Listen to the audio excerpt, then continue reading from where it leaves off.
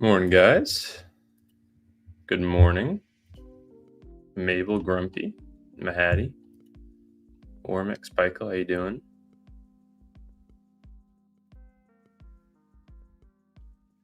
Everything all set.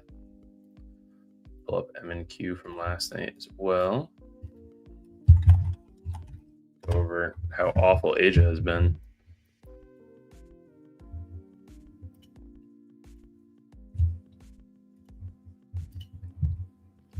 All right. Got the recordings on. Beautiful.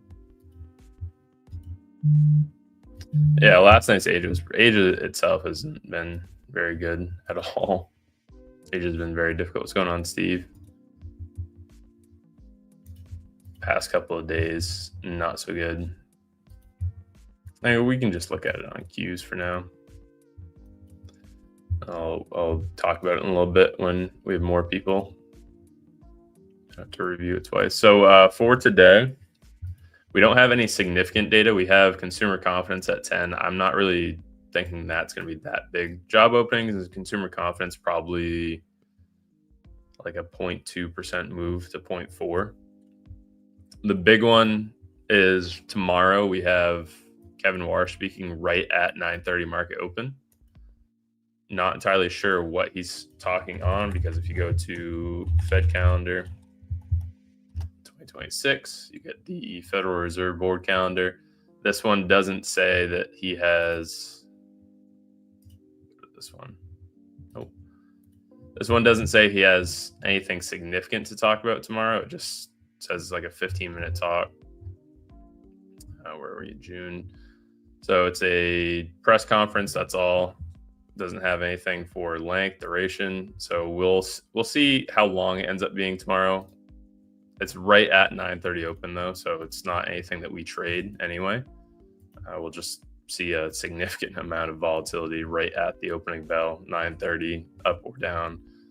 We don't really have enough knowledge on the guy yet, or like a rapport with him to see how he treats the market, up, down. Does he have the same philosophy as Powell?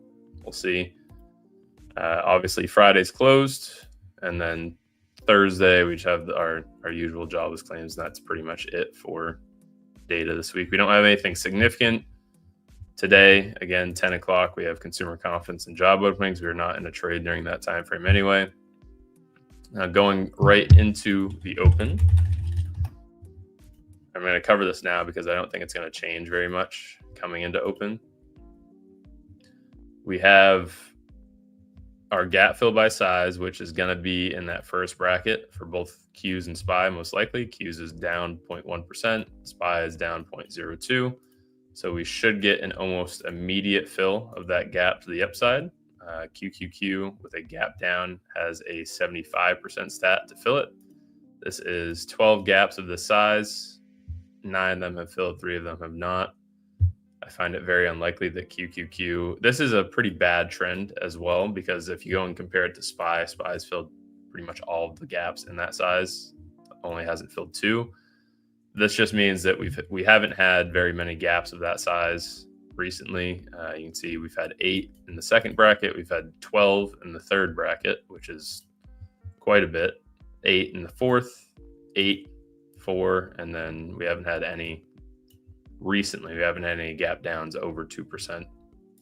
But in that first bracket, this is the one that I typically like to play. These ones fill almost immediately into open. What's going on, Kaz Maresh? We buy houses. How you doing? Mad Dog, good morning. Michael, Mark. Oladabo, good morning.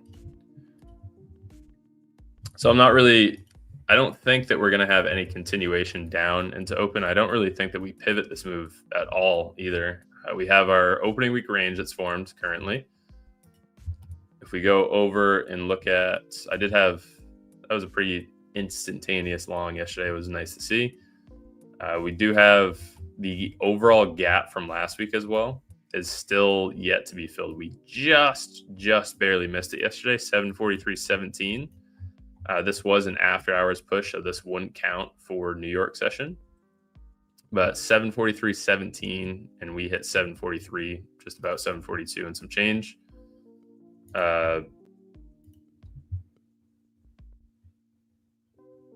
Who's this?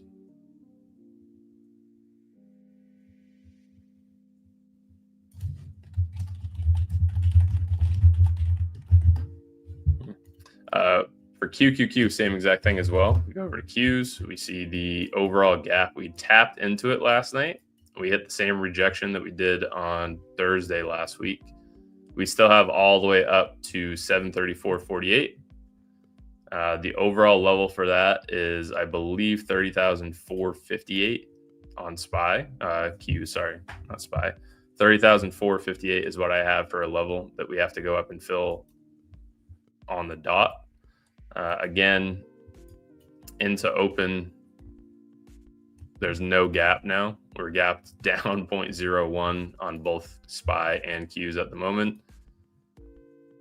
No indication of which way this is going to go into the open. I have no bias. We don't have a really substantial outside or inside day to play either. It's the same exact open as yesterday, where we're opening right at previous day's high. For this one on Qs, this is an inside bar so far. So if anything, I'd be anticipating upside, and then same exact thing for SPY. The inside bar is 40 cents above where we are right now. So this should get a fill up if I had to guess. Again, we don't play this early in the morning anyway, so it's something for us to look out for, I suppose. Level for that on M and Q, it's very, very close. It's not, this isn't a substantial move. This is 50 cents, so like 20 points. Previous day's high from yesterday is 30,069. So that would be our gap fill stats. 30 points from where we are right now, just give or take 10 points for volatility. We are at 30,000. I will add in for days after that we have this huge gap up or huge continuation or huge run, whatever you want to refer to it as. Yesterday, we had a 2.2% day. So the move up for the entire session, 2.2%. Those days typically get followed by chop. You can see last week, even if it's not just a 2% day, if it's a 2% move in general, like last Thursday, we had a 2%, 2.5% drop in 30 minutes. We had a pretty nasty recovery bounce up, but ultimately this just chopped in the close. There wasn't anything that you could have played on this. Same exact thing for Tuesday and Wednesday last week as well. For all the price action in general, when you have a pretty substantial moving day and one or pretty substantial directional day, the following day is typically chop, and that would be what we're looking at today. I don't think that we're going to get much for movement. I don't think we're going to get much for volatility. We don't have any high impact news. So we'll see into open. Again, I don't have, for both SPY and Qs, there's no real bias on these. SPY is actually 0.00 across the board right now. Previous day's high, 741.55, so that's a 50-cent move up on SPY, about 5 points. And then previous day's high on Qs, 724.55, about 80 cents from where we are right now, 70 cents. So like 35 points.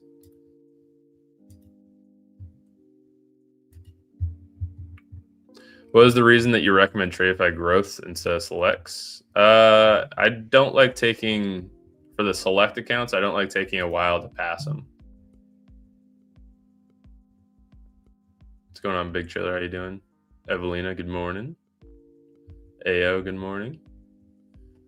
Globex open 6 to 7. Yes, that's the Globex IB 6 to 7. Supreme Court decision at 10 for tariff spate. I honestly completely forgot about that we were even looking into tariffs for Trump. The TradFi gross versus select, I getting the funded account, the selects are better, yes. But the actual account itself, passing it in one day versus taking 3 days to pass the eval, that's the reason I like the growths. And the gross they're pretty easy to get a payout with. All the accounts aren't that difficult to get a payout with.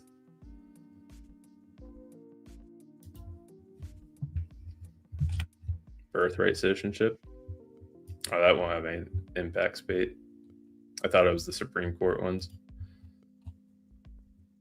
See the red pill with the daily payouts is speaking to me. The downside to daily payouts, and this is for everyone, just as common knowledge in here.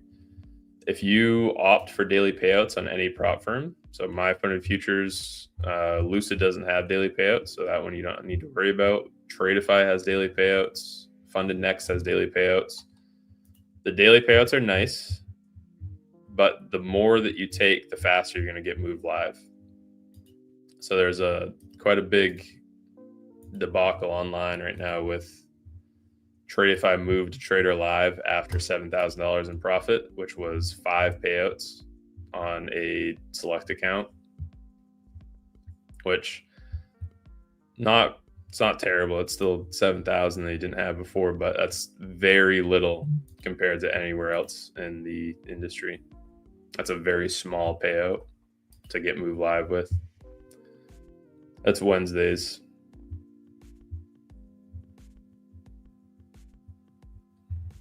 Wednesdays are the edgeful giveaways.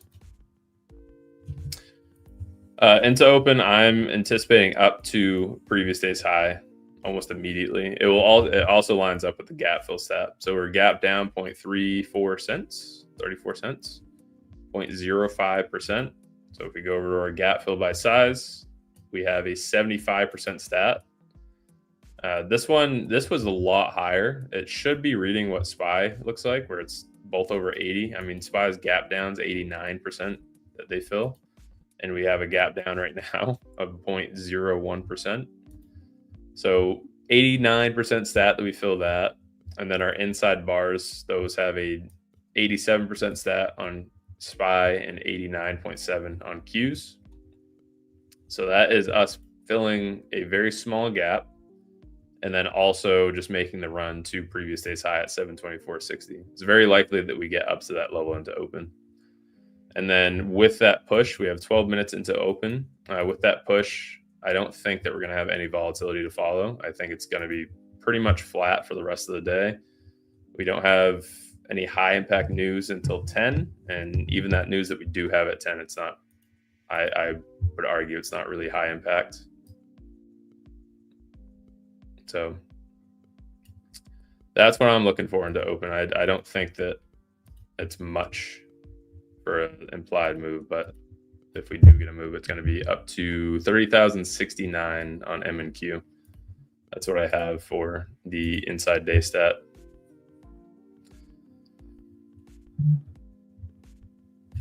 I'm not doing the retracements now.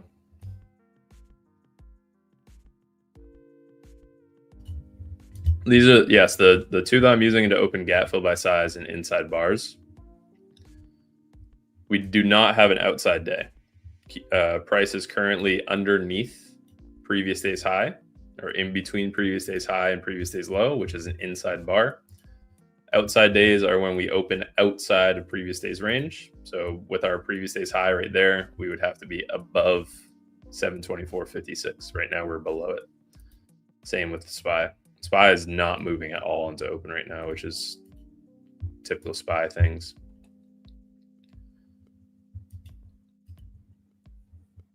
Is getting moved to live that bad? Did you like the Lucid prop move to live? I mean, getting moved live isn't bad. That's what you should be aiming for, but it significantly decreases what you're able to do in terms of ROI on the prop firms. If you're making money from the prop firms, them moving you to live is because you're a liability. You're affecting their bottom dollar, so they don't move you to live. They don't move you to live if you, let's say you're spending $60,000, but you're making $70,000 in payouts. They won't move you to live because eventually you're going to go on a losing streak, or vice versa. If you go on a winning streak, then whatever, they move you live. But if you go on a losing streak, you spend another 10 to 20,000, and you're their profit.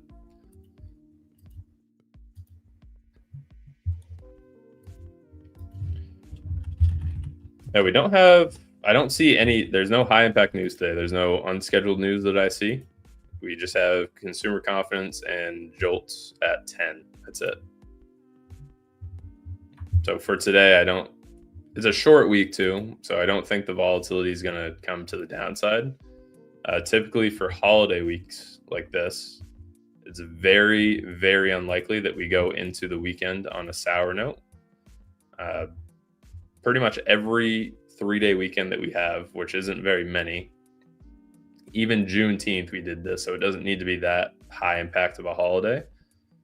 But Christmas, New Year's Day, President's Day, Memorial Day, Juneteenth, Independence Day, and then Thanksgiving, those ones typically always have a bullish move into the close of that week or that holiday. And maybe it's like the other one is 9/11. 9/11 has yet to close red since 9/11 happened on the Dow. The market has closed green or higher on 9/11 for the past 25 years. And I don't think that trend's probably going to change. So all these holidays, July 4th is this Friday for observance, and then Saturday is the actual 4th. It's very unlikely that we have a red move into the weekend or close the week out red. So I'm going to be anticipating upside, even if it's very small upside today. But data-wise, we also have two very high impact stats that are telling us that we should go up inside bars and gap fill by size. Now, for the IB by rejection for today, as everyone knows, Tuesdays are rather difficult. Tuesdays kind of suck all the way around. The stats are the worst of the week, 63 and 66. Last week, we closed in the 0 to 25% region, and we still went and took the low. So low formed first, low broke first, even though that we closed. I'll go and bring it up on QQQ right now so you guys can remember the pain that we had last Tuesday. We closed well over 25% of the IB. We had the gap fill to the upside. Everything was looking great to push up.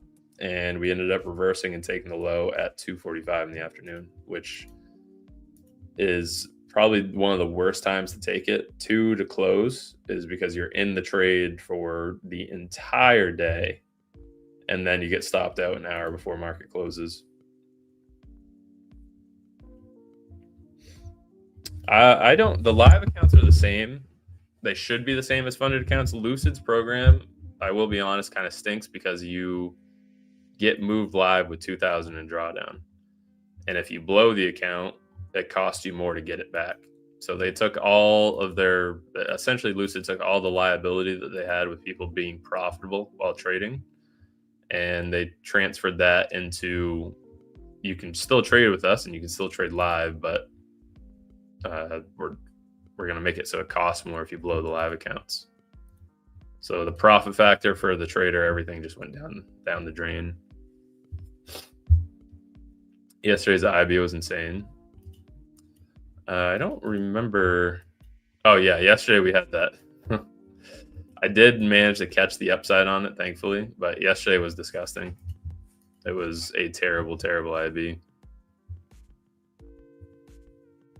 Getting a push to 30,000 now on Qs. See if we break underneath that. Yesterday we had the high form first, low form second. We closed 2 cents over the 50, and then it ended up pushing up to the upside.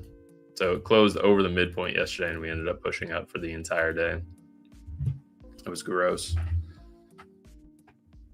What do you mean it costs more? If you blow the account in Lucid, if you blow the Lucid Live account, the eval that they have you get, so it's Lucid Max. If you blow the Lucid account, let's say it costs $180 the first time through. The next time that you go and buy that eval, it will be $250.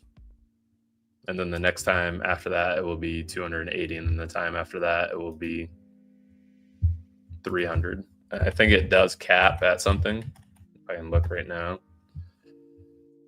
Lucid Max eval pricing. Okay. So for everyone that you blow, It goes from 180 to 215 to 250, and then it caps at $290 for the eval. So each time that you want to go back live with Lucid, if you blow more than 4 accounts or 4 times, it's going to cost you just under $1,500, which is pretty rough. That's quite a bit. Will you take the IB25 or IB50 if we close above IB25 today? Well, we have Dan on with us today. We'll see what he says. I am very skeptical of Tuesdays. I'll try to play the data to the best of my ability. What I mean by that is I'll try playing it without having any discretion to Tuesdays, but Tuesdays have been absolutely terrible. There's a good site where we can track all the changes in prop industry, just like you talked about. I don't know if there is. If there was, that would be an awesome website to have. I'm sure someone out there has it. There's no way that someone doesn't. Right? Here comes our little gap fill into open. SPY is still gap down 0.02. QQQ is 0.04. Yeah, 3 minutes into open. We'll see if I don't think we'll take the outside day or the inside day stat before open. We could. It's so close that it doesn't have any significance to it anyway. Same thing that we had for Globex IB last night. The range was like 50 points, so we had to go in with 5 micros to capitalize on anything. I got in just at the midpoint last night for Globex too, and I had 5 MNQ and still only made 240.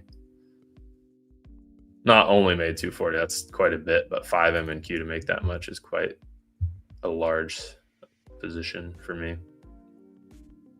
No, you can't buy Pro or Flex accounts after you move live. You can't buy any more accounts with Lucid after you get moved live. No more.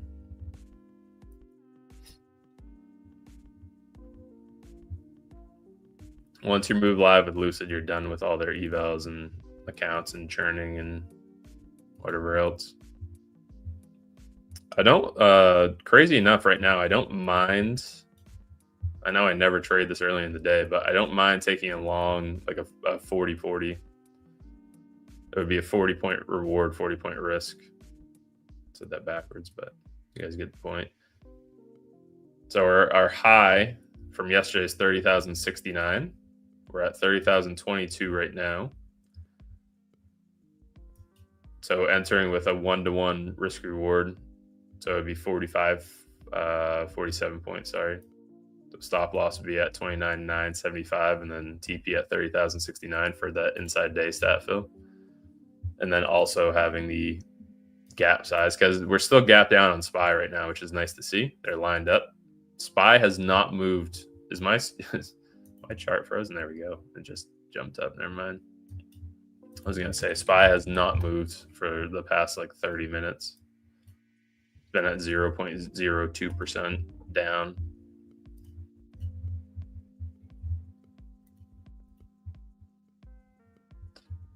How much did I make last night? Well, I was up, and then unfortunately, MNQ for Asia IB was awful, absolutely terrible.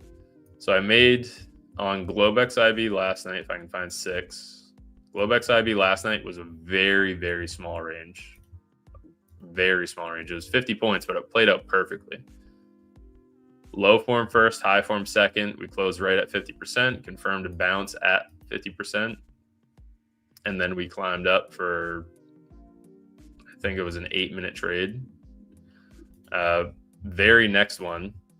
So immediately after that, also that full TP just hit on that idea of a trade. It was 45 points. We just hit 30,069, so the inside bar set is fulfilled right now. Very nice. It's not frozen, it's in the mustache. What's going on, Future Sky? Yeah, so our inside bar stats fulfilled. For yesterday, last night, I'll go over this real quick again. So beautiful Globex trade. Absolutely terrible Asia session. And I think I hate SPY with all my heart. I hate ES. I hate SPY. We took the low on SPY, took the high on SPY, and then as soon as we took the high, we bounced. So both times we hit it on SPY, we bounced 140 points, and then we rejected down 80 points from wick to wick. We went from 30,080 all the way back down to 29,978. Wow, a little bit of a continuation there, 120 points past the gap fill. So my overall bias for this week, everyone, this is a previous day in London gap. So what this gap is, this gray box you guys see on your screen. Last week, last Tuesday, we had the massive gap down Monday into Tuesday with whatever news we had. I don't remember exactly. That alone is a pretty substantial gap that you would typically want to fill within a couple of days. But the fact that it formed with previous day's low in London high or the following pre-market session high, there is a huge empty zone here. These gaps are the ones that need to fill. The ones that don't need to fill are like the gap that we just had today, where it was gap down 0.02%.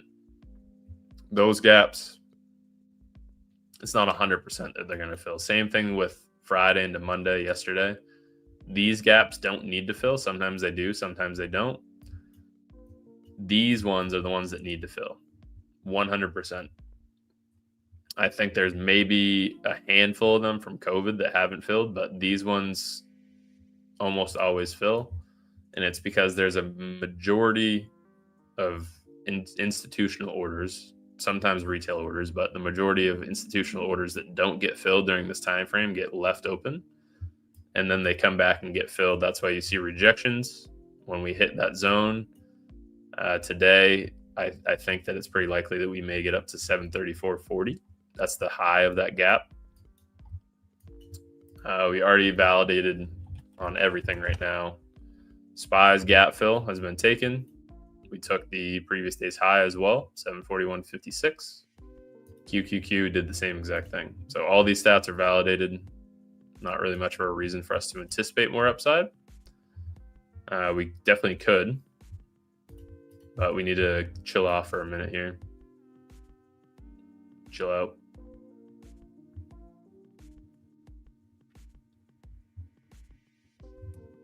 That hit the gap fill almost immediately. It was like a 1 minute trade.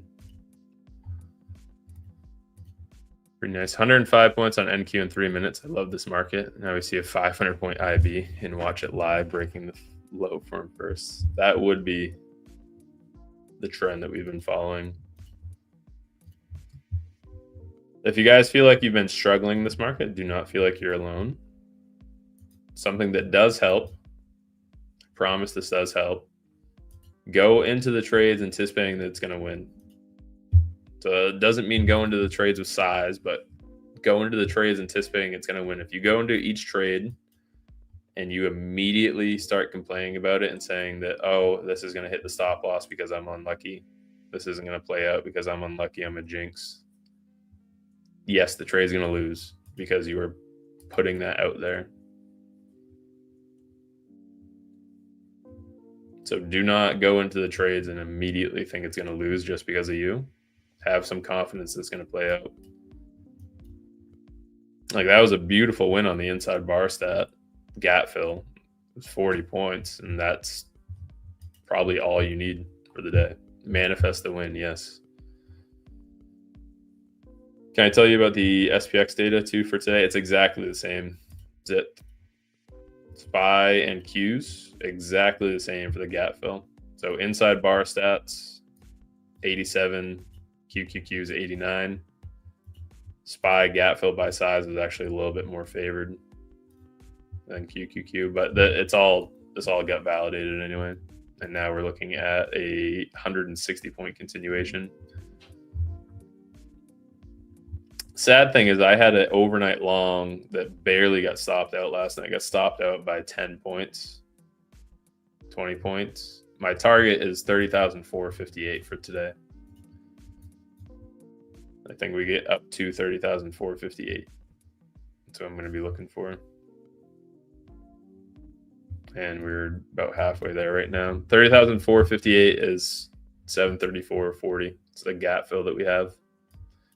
Maybe a little bit higher. That was my rough measure on M&Q. The reason I'm saying it may be higher, it could be up to like 30,500 as well. The slippage when you have directional moves on QQQ and SPY is not nearly as bad, but the slippage, especially on Qs, when you have a directional move, is pretty bad. For instance, like yesterday, our previous day's high that we took it 3 minutes after on M&Q. So previous day's high on Friday going into Monday was off by, I think, 12 points yesterday. So it took us another 3 minutes to run up to that level. And then once we did hit it, it pittered out. And stopped.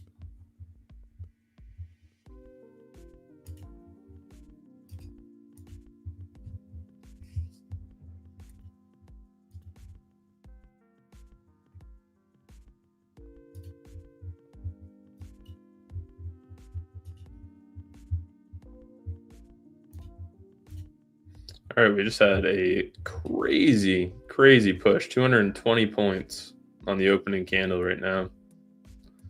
5 minutes in.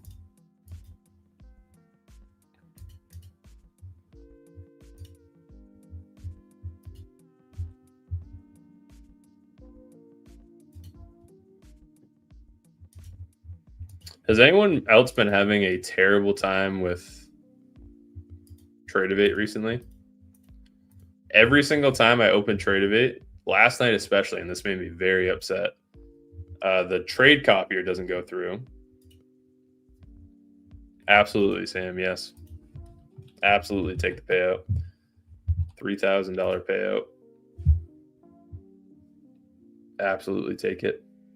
I think that being your second one, I don't think they're going to move you live that fast, but you didn't hear this from me, but if you are looking to continue trading with them, maybe take one more payout and then accidentally slip down the stairs and blow the accounts. Didn't hear it from me. I'm just saying you could do that. Tradeabate's been very bad these past 2 days, past week really. So I swapped between my funded futures and Tradeify. Last night when I was trying to take the Globex trade, 2 times in a row, the trade copier broke mid-trade. And I know for a fact that I had the trade copier activated because I saw the little group icon underneath it. And I took the trade. It's the built-in one on Tradeivate. And then I don't know if this happened for anyone else on Sunday night. I took a trade on my funded futures. The micros, as soon as I entered the trade, they stopped moving. The chart stopped moving.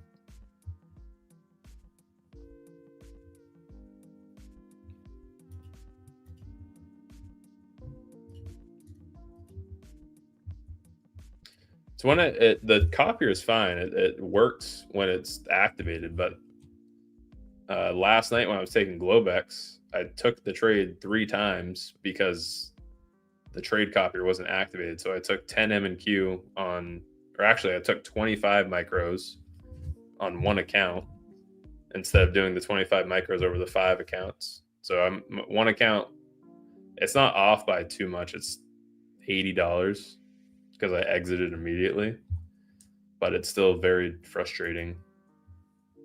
But it's been the past 2 days, it's been freezing on me. It's been randomly, the screen randomly refreshes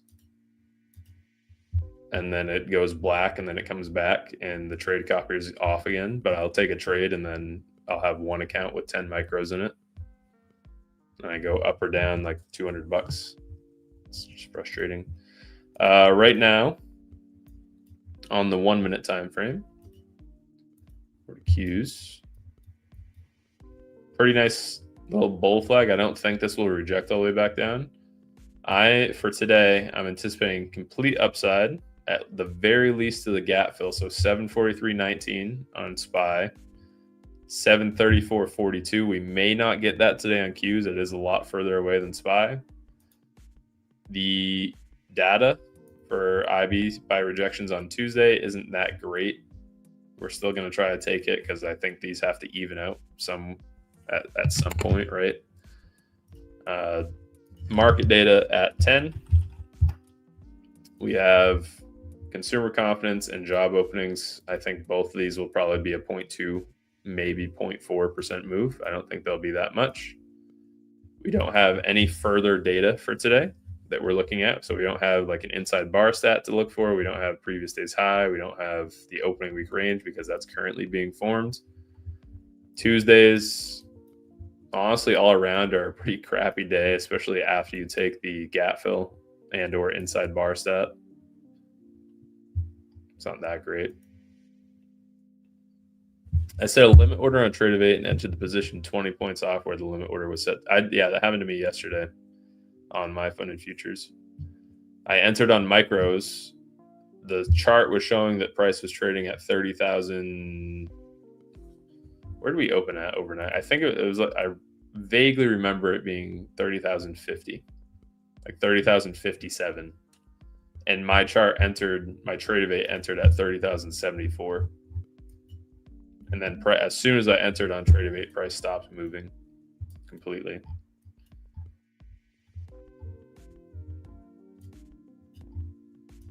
It was just on micros. They did have a small issue with that, and I always go into the Tradeify and Lucid Discord to see if anyone else had that issue.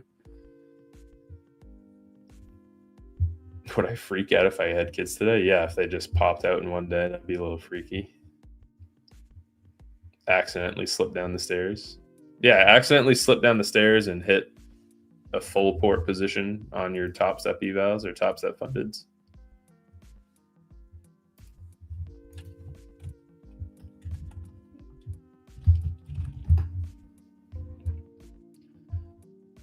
A great rule of thumb to have for anyone that's contemplating payouts. I've done this repeatedly and I've made the same mistake several times. The same for everyone else that I work with. Do not try to stretch a payout for more than it should be. So if you qualify for a payout, the only exception for this is if you're on an account that will allow you to take the payout, but then your buffer is the rest of the payout. So if you're on like a top step 50K and you're up $600, you had $520 days and you take a $300 payout, you wouldn't really want to do it there because then you have nothing to trade with afterwards. But if you're up like $1,000 for a payout, or really whatever's significant to you, this is my preference for accounts that have buffers, but whatever's significant for you, always take the payout, because if you try stretching it for more, you will lose the account 110%. Took 1,000 payout today on 3 accounts. Goal for today, make up 1,000 again on all 3. There you go. That's what I try doing on post payout days as well. I think a lot of people do. It's going on 15. Yeah, stretching a payout is terrible. Terrible, terrible, terrible, terrible. Just take what you have. Don't be greedy about it.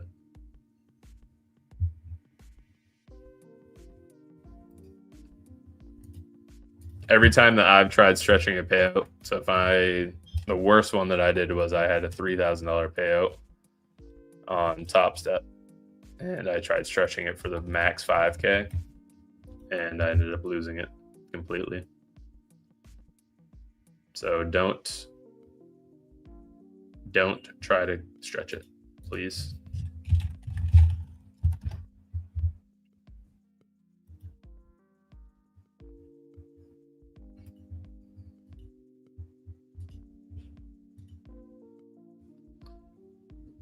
What's going on, Seamus Tate? Just joined your Discord, Mr. Zink. Awesome.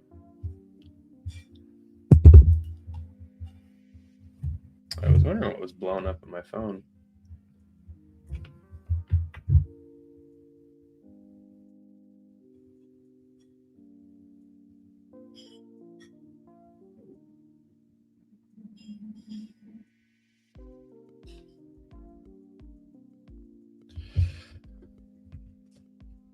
Took $1,000 payout. Very nice. Another one.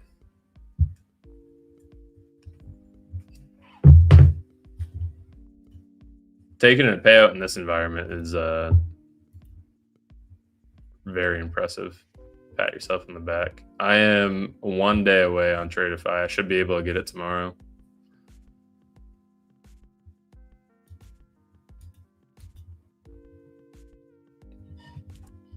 And then guess what? Once I take the payout, I'll worry about the second payout after I take the first one. I will not be worrying about the payout after or before I take the first payout. I will not be worrying about the second payout before I even take the first payout, which is what so many people do. It drives me nuts. Well, if I take the payout now, then I don't have a buffer for the second one. If you take a payout, everyone, that one payout qualifies you for like a 500 to 600% ROI on anything that you spent with that firm. So one singular payout, at the very least, will buy you another 8 accounts. Even if it's with Lucid, let's say, even if you take like a $300 payout, that will buy you another 6 accounts. $360, well, 5 accounts. But still, that's not a very large payout for any of the prop firms, and that will get you more than enough. Guilty. A lot of people do it.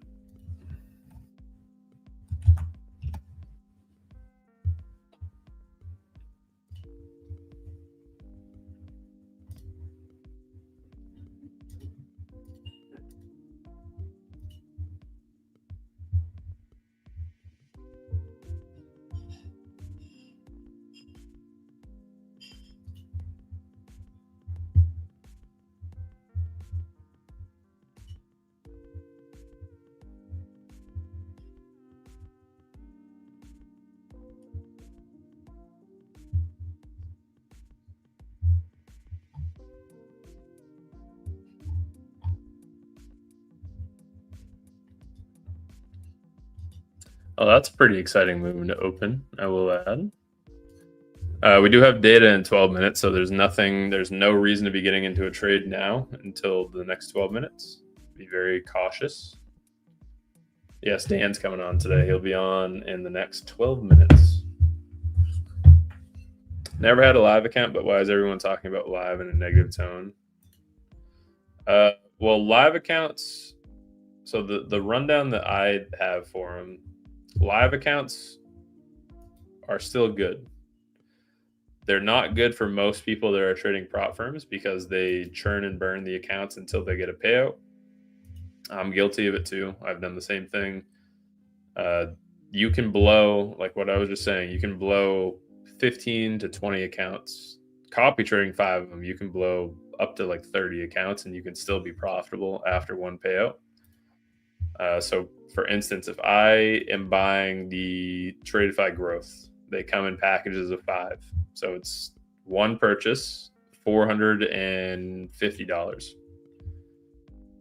You can buy 10 sets of those and still get almost a 200% ROI with one payout. So I could blow 50 different accounts with Tradeify. And if I get one payout on the 55th account, that covers all the blown accounts. That covers all of them. So for live accounts, the reason that people don't like them is because they don't allow you to churn the accounts. And the new live programs aren't really that good for most of the firms. Like Tradeify is okay. Lucid is essentially just another eval. So they move you live, but you don't get any discounts. You have to go on a 2-week cooldown period when you blow them.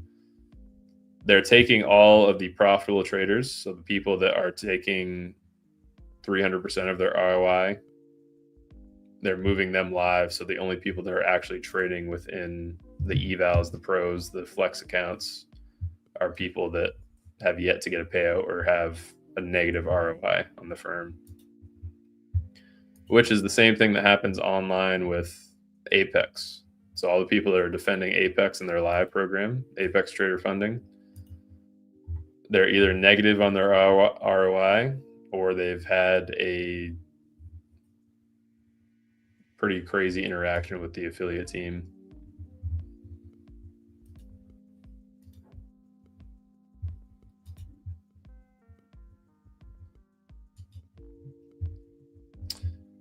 Or the pros and cons of lives, I think.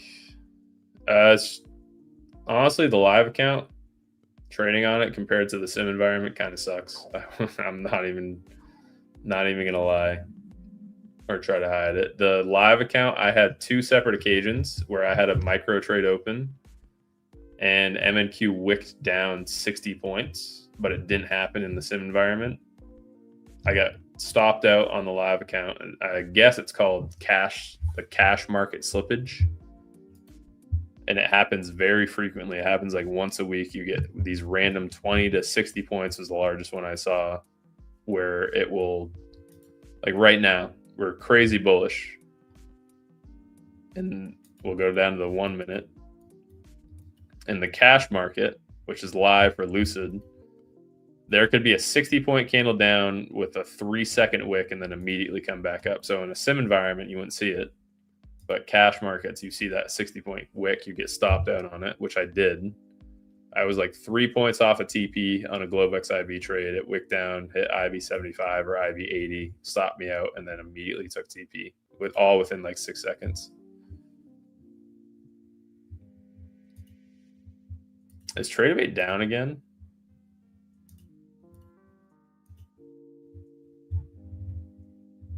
Lucid and Tradeify's Discord, her main chats aren't doing too hot right now.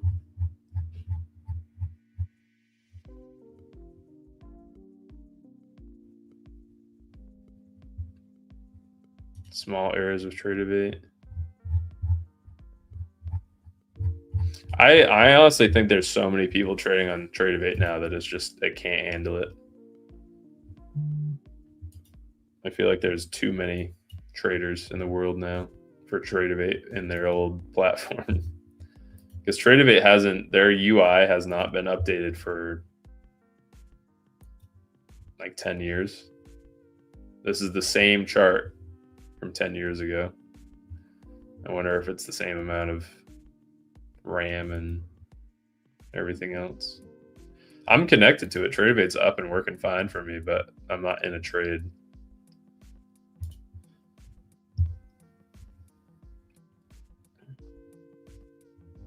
I was in a trade during a breakout and it just cut.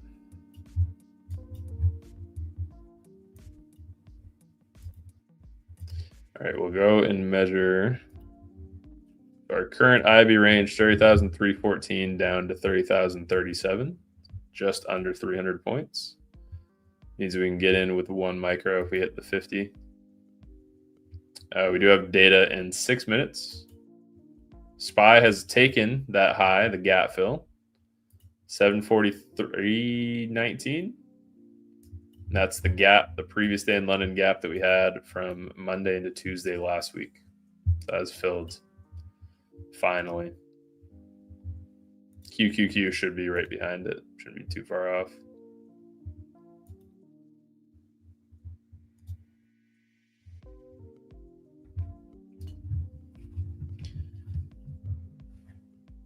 I've seen that so many times in my sim accounts, crazy wicks, like stopping right at my stop loss and reversing all the way back in a tiny fraction of a second. I took a screenshot of it. The unluckiest I've ever been. I'm going to put it on the screen right now. It was 3 weeks ago. I can go and find it.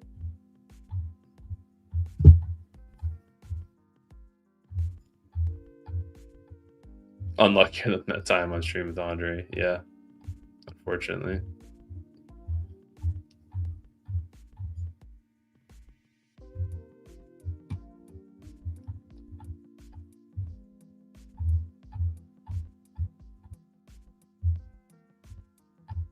Scrolling up to find it right now. I remember posting it in chat.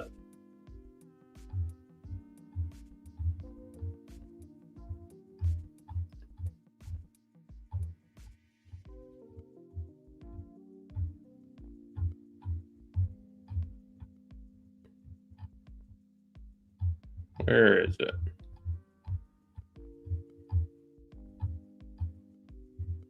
Maybe it was longer back than I thought.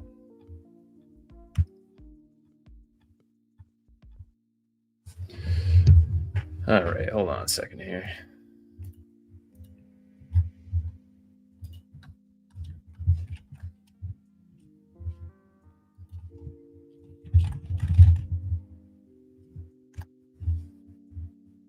There it is.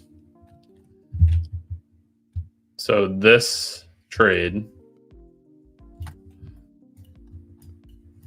I'll put it up here. This was the trade I was talking about. This was the IB for Globex. We were 3 points off the TP. Shot for a little bit, which is fine. That happens. This was a 3-second 60-point wick to the downside and then right back up and acted like nothing happened. And then it went and hit full TP immediately after. So I lost. I ended up losing 120 on this trade when I should have made 180 on it for no reason. All because of the cash market slip. I did post it in Lucid Live, the Discord channel for Lucid Live, and Leo the Tiger responded to me and said this happens all the time in cash markets, and then I went down a little rabbit hole for it. But it is that's the downside to live environments. Sim accounts, those don't happen with live environments. They do sometimes, and the reason that it does happen is apparently with all the orders coming in. So if you go and look at your DOM on, I'll pull up the screen now. So if I go and look at, if I add in the DOM, add modules, order DOM, super DOM, there we go. So where do I want to put it? I'll put it there. If I look up MNQ, all these orders that are coming in, you guys see how it's very fast. It says 1, 2, 1, 4, 4, 2. So at each one of these levels, there's only 1 to 3 contracts being bought. At night, it happens a lot more often, but apparently there is occurrences where there are no orders at all on the chart for several hundred points. Sometimes it's 50 points, sometimes it's 100 points.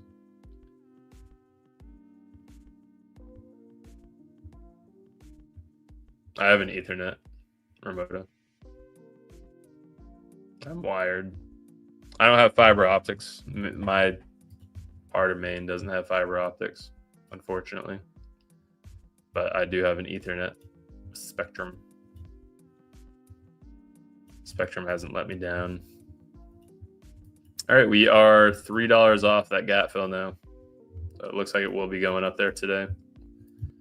We have data here in 1 minute that could either slash this entire move or that pushes us up in one fluid motion. You've never seen an order book on MNQ with no contracts for hundreds of points from price. It gets thin, but it's never empty. In a cash market, it does happen. I mean, that picture I just showed you was 60 points, but the max that it will go up to is 200. It will happen at a contract rollover, so a day or two before or after a contract rollover, plus at like 8 o'clock at night, Asia session, or between Asia and Globex. I wonder if anyone has a strategy of no stop losses if the gains from being safe from crazy wicks surpasses the extra losses. Yeah, but then sometimes the crazy wicks are actually real wicks. They're news-based. The stat from IBY rejection page, let's call it a range. Doesn't matter if the stats support the setup they did today. I don't mind a little scalp if this Newswick comes down, like what Andre would do for a trade. I have a little bullish buy on it.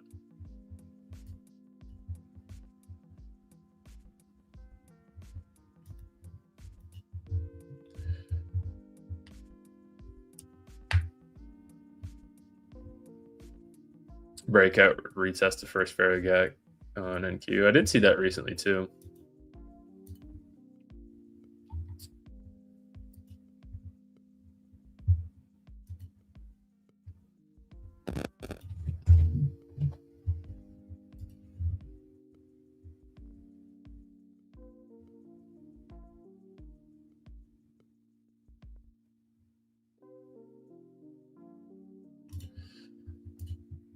All right, our news is slashing this down. Let's see what I'll pull up Walter Bloomberg, see what he posted. It doesn't even matter. I don't know how to read the data.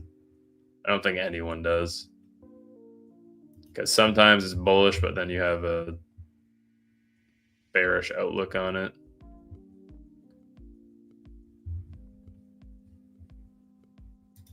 Vice versa. I don't think anyone actually knows how to read market data. I gotta get the link over to Dan.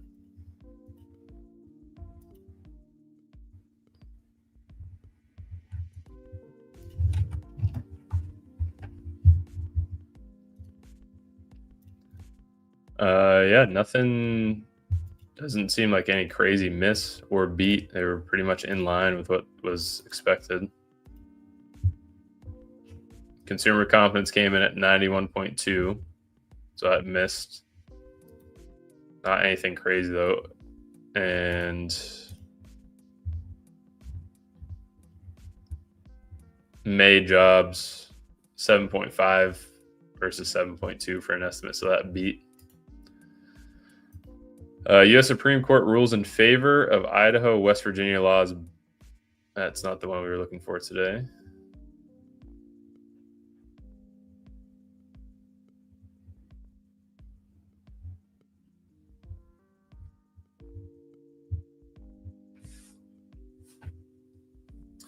Bitcoin ETFs see 8th straight outflow. Recorded an 8th consecutive day of net outflows, with investors pulling out nearly $231 million, according to CoinGlass. June has seen 4.3 billion leave Bitcoin ETFs, the largest monthly outflow this year.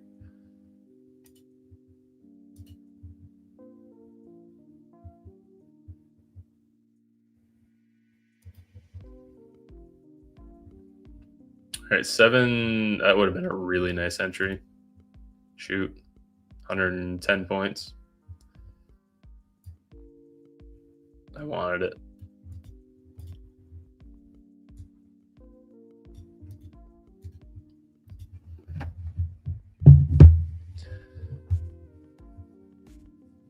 This is exactly what we did last Tuesday. Closed in the upper quadrant and then ended up taking the low. I don't think that's going to happen again, though. Huge IB, mucho problemo. Yeah, I don't like the IBs being this large. I'm not a fan.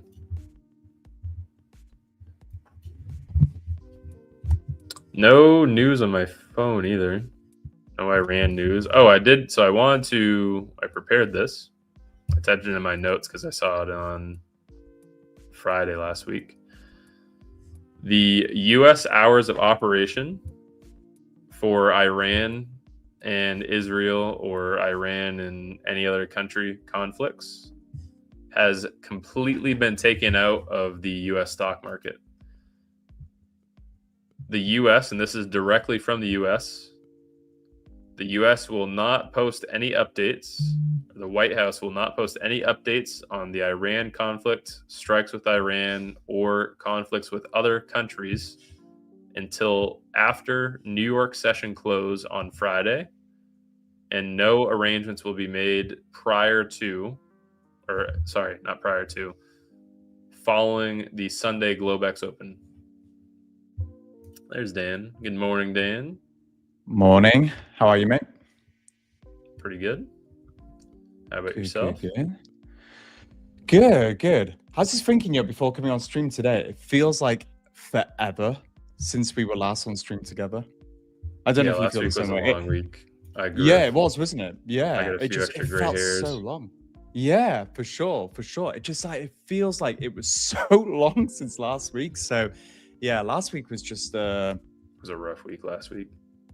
tricky for sure. I think you know what though. I think if I was, say, a few months into trading, or say I just came across the IB and then I was trading last week. So say I was trading the IB for like a month or so, and then I had that week last week. I think my former self would be thinking, this is not working anymore.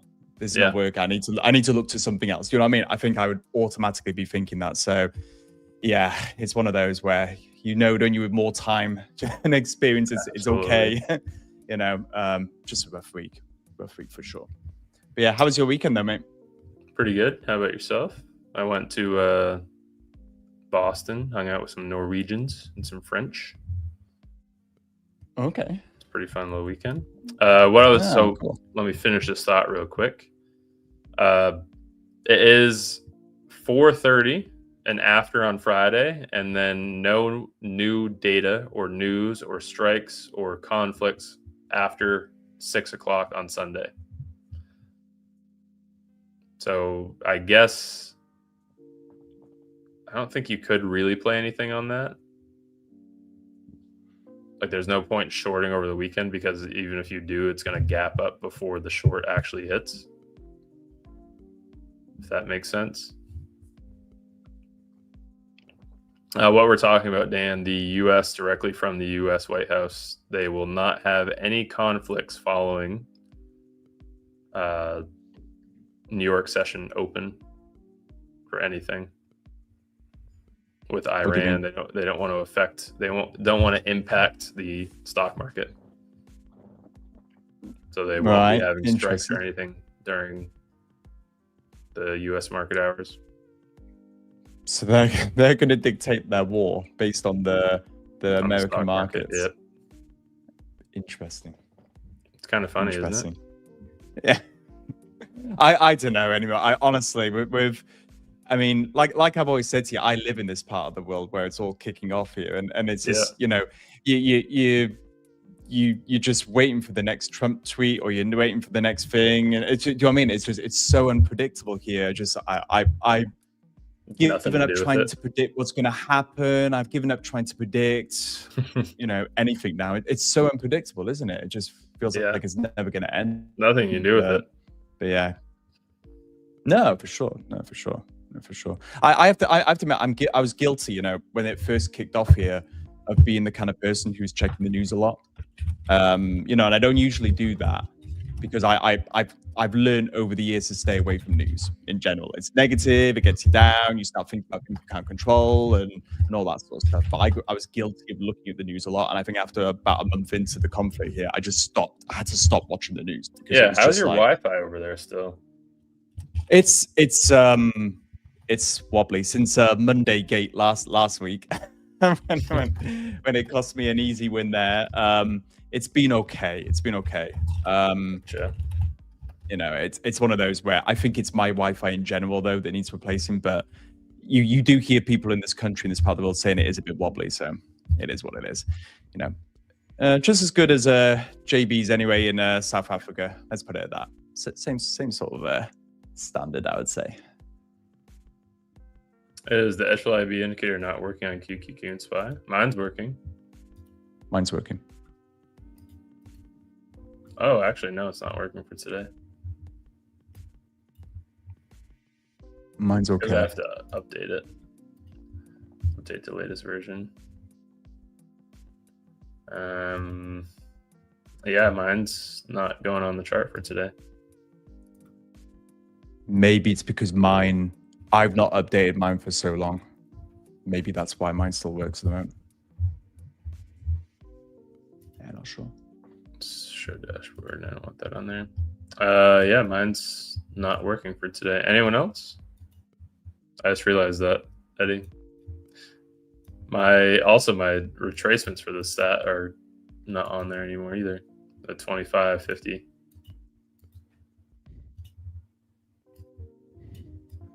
I'll have we'll to eyeball it. manually do it. See, this is why I always like to draw the gone box, because if you didn't do that, now you have no idea how to get your IB range today.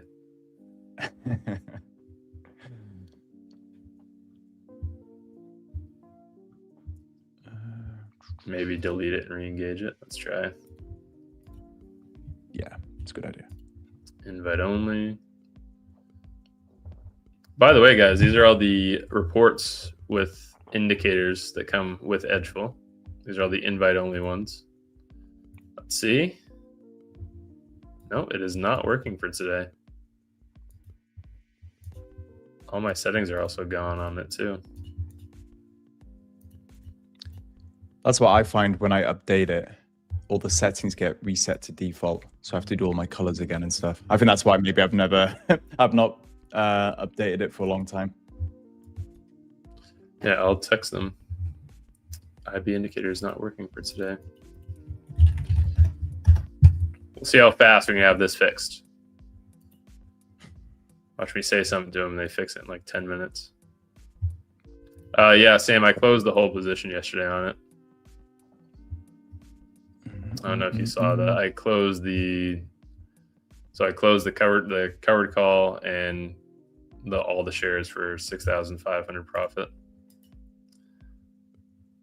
I have been on a run and a half of the options recently. Yeah. I made the best trade I've ever had on Soxel last week, and then rolled that entire profit into MSTX. Oh wow! For like a day trade. What's what we're talking about then? Best day. Made 24,660 on that Soxel trade last Thursday. No. Yes. I bought calls on Soxel. This is luck, I will add in. I had no idea that MU had earnings, so I bought them at this little white line. And it was $12,000 worth of calls, and then we had a $60 move overnight with MU earnings. I sold it right at open on Thursday. Jeez.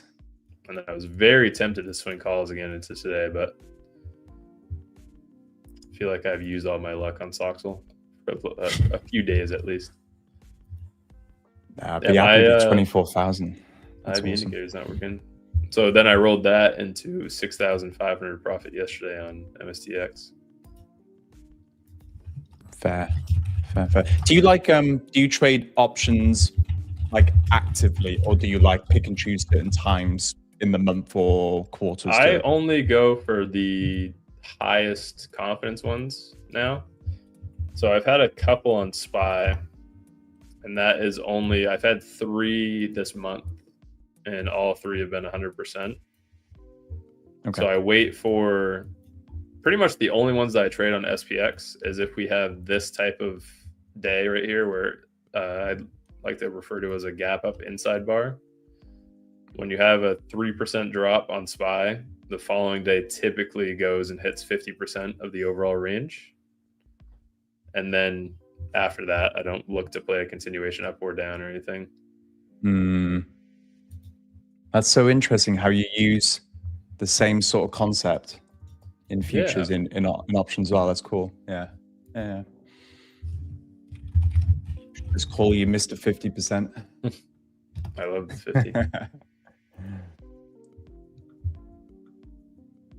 No, that's awesome. You know, to have a rough week with the IB in futures, and then to go and have a $24,000 options trade, that is pretty cool. That's pretty lucky. Yeah, you need it sometimes, don't you? In trading, though, you need it. Yeah, you need it. Maybe. You share my screen. Losing. Yep, I got it on. Yeah, I mean, I'm liking the IB 25 at the moment. I've not loved it at all. In recent sort of times, man. Yeah, it's been tough with the size of the ranges. Like yesterday the IB range was what, 2% in half an hour or something. It was a 2% range. Yeah, that was on. Like that. Yesterday. Yeah, yesterday and Thursday last week. Thursday was Yeah. almost 3% in 30 minutes. Yeah. Yesterday, same It's thing. I just one forgot of about that drop. yeah, it's one of those where I you know what, I think reflecting back on it, when I see that, I need to get off the desk a bit quicker. Like for me, I'm sort of staring it in disbelief, trying to look for entries on M and Q when for the risk I'm wanting to put on, it's just way too big the range. You know, I need to get off the desk for sooner when that happens because I just can't do it. My current risk parameters, you know, with that sort of range. So it's just been great. I think looking back at it, April last year, I don't know if you remember April trading last year, the volatility was mental at the time in April last year. That was the last time I can remember volatility like this, with the ranges so big and the movements so big. And yeah, I don't know. Crazy. But I'm liking this at the moment though here. Yeah, I like the continuation right now. I'm going to pull my screen back up real quickly. So I did show the 2 trades I ended up having yesterday. I'm going to mark out the IB though. I don't have my indicator for it. So I had initially taken shorts yesterday. I put the stop loss at the IB 50 because the range was so big. Oh, you took an IB 25 trade. Look at you. I think it was maybe a little bit over it, like right there. Okay, a little bit. Yeah. I don't remember the short exactly, but I did take a long almost immediately after it closed over. I put the stop at 75 and TP at the high just because of the closure over the midpoint. We go into the data. The closure over the midpoint is crazy for how much it changes what you're looking at. So just even if you close a couple points over, which is what we did yesterday, we closed over the midpoint by like 2 points. That shifts your data from favoring the break of the direction you were looking for to the complete opposite direction. So when the low forms first or the high forms first, like yesterday, we actually have a 62.5% chance of going to break the high when it closes over the midpoint. Now, disregarding that, the inside bar stat, that's the other reason I went long by breakout. You have a 6% stat that price breaks both previous day's high and low. Yesterday, we opened just under previous day's high and immediately took it into open, meaning that for us to go and take previous day's low, that was a 6% stat, which is another reason I wasn't very... I liked downside initially. I was trying to respect the data. I did end up entering like a minute or two early, which is my fault. I should have waited the extra minute. It didn't change anything. It actually just made me get stopped out for 160. But then I took 2M and Q for the entire... This was like a 280 point move to the upside that I caught 150 points of. And then I went over to SPY. And once QQQ broke, against all my better judgment, I did take a trade on SPY. I took it to the IB high, and this one was full TP in like 30 minutes. So that stat, the stat that held me out of shorts or kept me from re-adding shorts, was 6% to go and break the previous day's low because we took previous day's high. So I know you don't like trading inside bars, but you can trade them based on that breakout stat. No, I don't mind inside bars. I like the inside bar play. I like it when it's aligned with what I'm doing with the IB. You know, when like the previous session high is just above the IB high, or the previous session low is below the IB low, and I'm trading that direction, I just see it as an extra pull. So very nice. I quite like inside bars, to be fair. Yeah, I'm definitely liking the longs at the moment. It's definitely one of the cleanest sort of continuations we've seen for a while. That isn't too volatile anyway. You know. You know what's scary? What? This is exactly like last Tuesday. Almost identical to last Tuesday, actually. Don't say that to me. This is last Tuesday.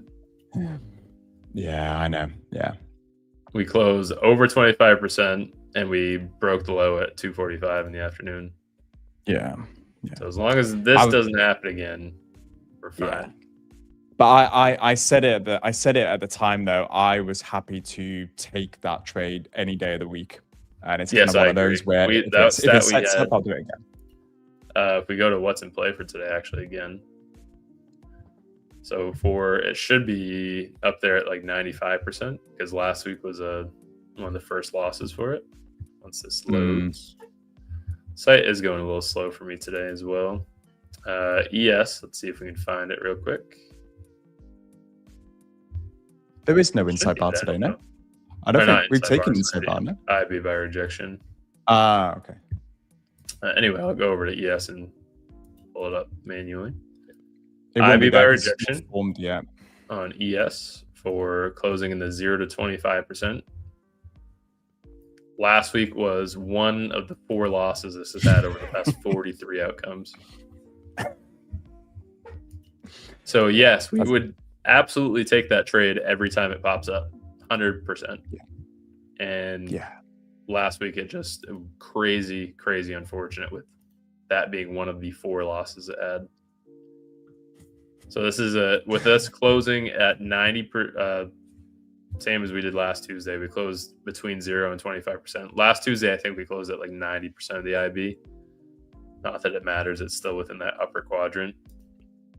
That was an 88% stat that we went and took the high, and we ended up taking the low. So literally nothing we can do about that. Yeah. Just crazy unlucky for the data. Yeah. Yeah. One thing I've done this month, because it's been a trickier month, what I've got into the habit of doing is just literally going through my TradeZella and just literally clicking on the days that I've won. You know, days that I've won back in mid-June, days that I've won previous month as well, and just looking at the markups and just looking at the trades I took, the winning trades I took, and just seeing what they look like again, because it feels like a while since I've had a clean setup. But you know what? That's one of the best advice I can give anyone who feels like they can't catch a break at the moment, can't catch a win. Just look at previous trades, look at markups, remind yourself they will come, and you just have to be patient. I think it has just been super volatile, isn't it, in the second half of this month. So I think if you've, not lost too many times, not blown up too many times, you're doing well because it is tough at the moment, isn't it? Sometimes I just like looking at the green because I haven't seen it in so long. Yeah. Oh, my IB indicator's starting to work now. Oh, you see, how long was that? Was that 10 minutes? 10 minutes?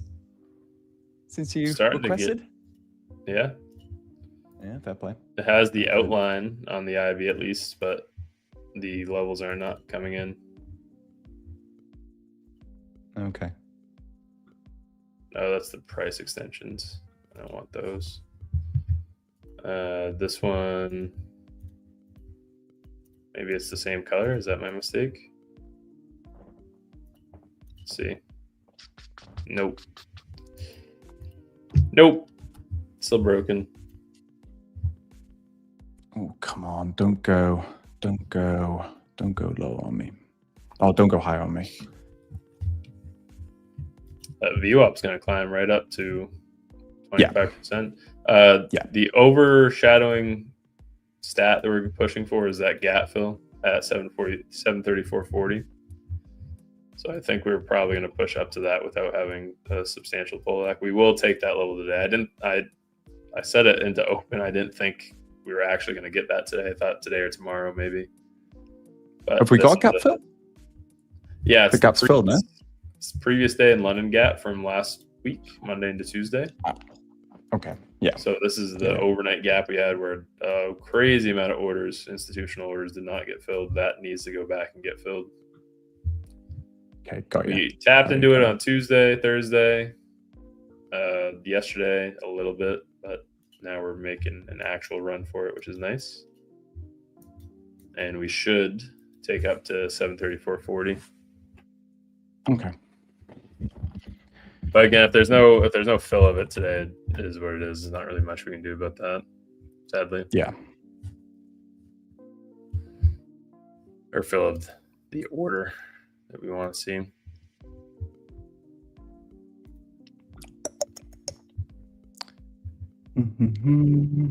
I'm liking it though. Not a single close below the VWAP all session. It's running crazy. Top quarter of the IB at the moment with 4 minutes to go now. So stocks mostly green as well. Another ES day. I'm not touching ES. We're not trading ES. I will take an oversized trade on M&Q over ES. ES sucks. Same exact thing that ES did last night too. We broke the high and then the low. And both times, we did this on Sunday night as well on ES. It broke the IB for Globex and Asia, which I never look at ES for that. As soon as we broke it, we had a 140-point push up. And last night, we had a 120-point drop. Barely missing TP both times, by the way. Just because ES is a... hate it. I hate it with all my heart. So are you just NQ then now? You're just going to stick to NQ? Yep, I'm just NQ. Oh, no more ES club.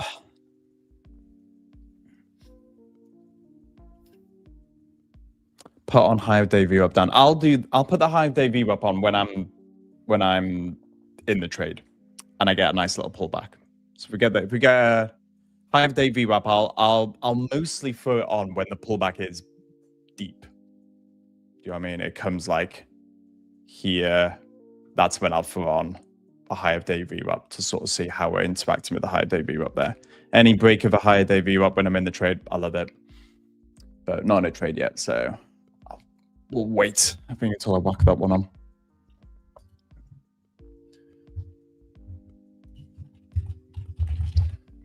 I'm rolling those profits more. I just open another position for options. See how long my streak can continue. Fair play. Maybe I just stop trading futures entirely, and this is what I go back to. Well, can't based on the trading last week. I'm The profits you made on options. I mean, I probably should. It wouldn't be the craziest idea in the world. No. Yeah. Soxel would be. I was a little disappointed I didn't add a call on this again, but this is it's going to be pretty hard to top getting a 60-point move.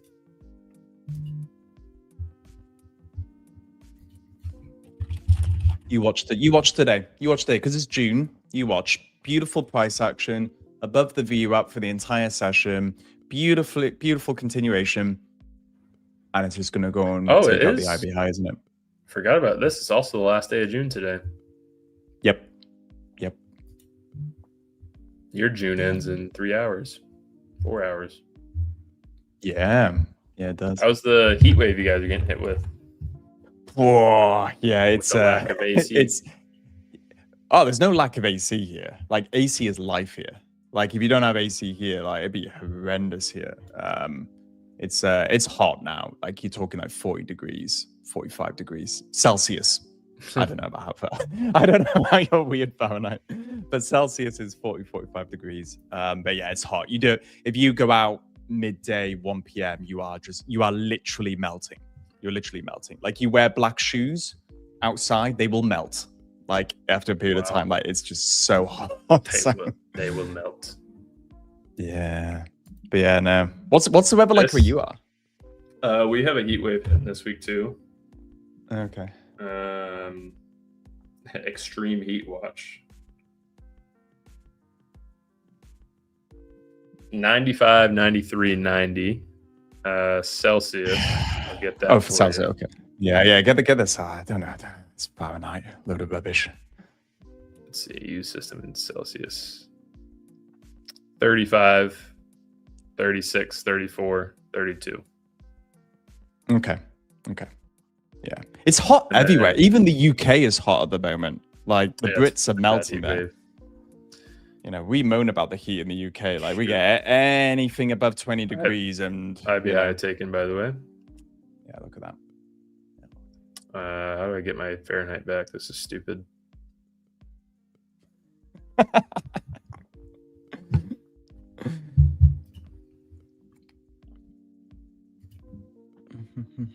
Why do I live in the UAE? It's awesome here. That's why. It's safe. Literally, I've said before, can walk from the coffee shop to the toilet, leave my laptop on the coffee table, leave my headphones, leave all my worldly possessions, come back, have no worries whatsoever that they'll still be there. Maine's Super the same safe. way, by the way. Hmm? Maine's the same way where I live. Is it? Yeah. Leave our cars That's unlocked, windows down. That's cool. Don't have to worry about people taking stuff. 45 degrees Celsius Yeah. is 113. Holy smokes. In Arizona. You couldn't pay me to live in Arizona. All right, IBI taken. You know, The only other thing that we have for today, everyone, 734.40 to the upside. Gap fill. Another dollar push up from where we are right now. Do I know what? I can't remember what I was going to say now. Sorry about that. Can't remember. That's all right. Please forgive me. It's quite interesting. I was watching the Friday stream, which had Jacob on. Very interesting how because he trades literally, he The enters polar where opposite. we exit. Yeah, polar opposite entirely, like complete opposite. And he's so funny because they're like, oh, but it's a bit volatile, isn't it? You're not going to trade, are you? And he's like, yeah, I'm going to enter. He's like, but this, Yeah. but this, and he's like, yeah, okay, I don't care. I was on stream with him. I was trying to wrap my head around how he trades. I could not get it. Yeah, it's massive It's negative risk to bizarre. reward. Those people who have a go at me for my 0.5 hour risk to Yeah, reward, you guys go and have a talk with Jacob.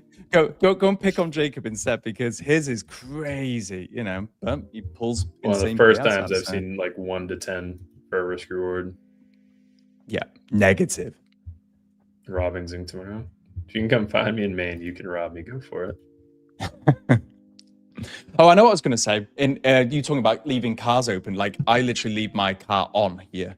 Like if I'm going to go into the gas I do station to too. go and get something, I'll leave the AC on, leave the car on, like leave the keys in Yep. it, no problem whatsoever. Like it's fine. I won't leave the keys in it, but I'll leave the car running with. Oh, come on.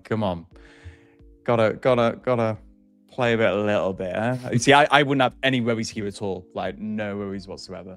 Jacob would be in and out already. I can't understand how he trades, but it works. He was explaining it to me. He put a stop loss on the screen, and I visibly gasped. Yeah. It's not tight, is it? It's a wide stop, isn't it? It's What? wide.